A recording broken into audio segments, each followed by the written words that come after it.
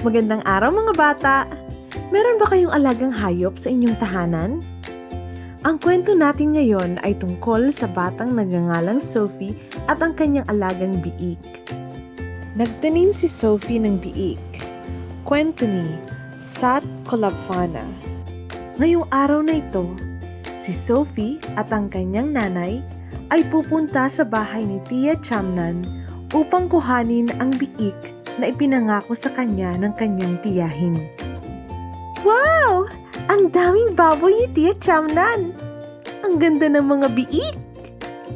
Sabi ni Sophie.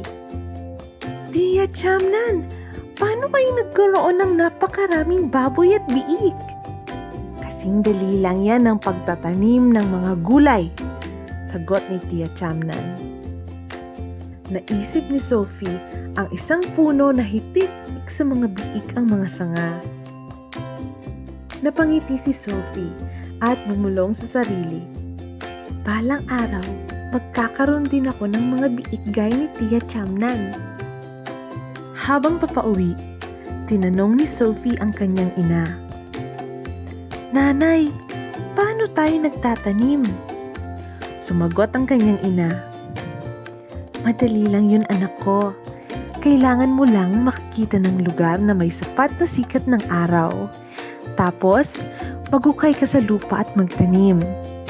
Pagkatapos noon, didiligan mo at lalagyan ng pataba at babantayan ang kanilang paglaki. Ganoon yun.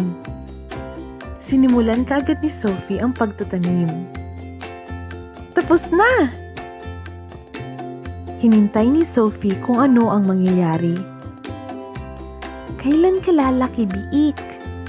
Sapat ba ang pagdilig at paglagay ko ng pataba sa iyo? Tanong niya sa baboy.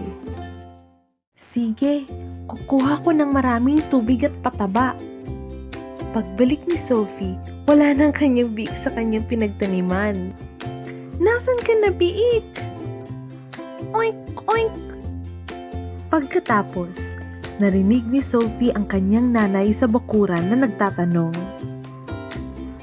Anong ginagawa mo dito? Tumakbo si Sophie at nakita niyang natapakan na ng biik ang mga bulaklak at ito ay nasa putikan.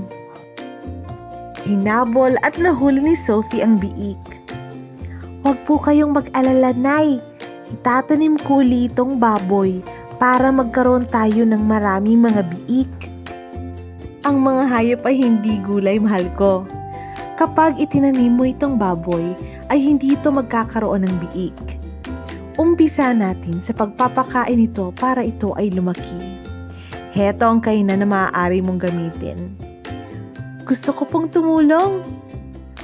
Sa ngayon, masaya si Sophie sa pag-aalaga ng nag-iisang bagong baboy.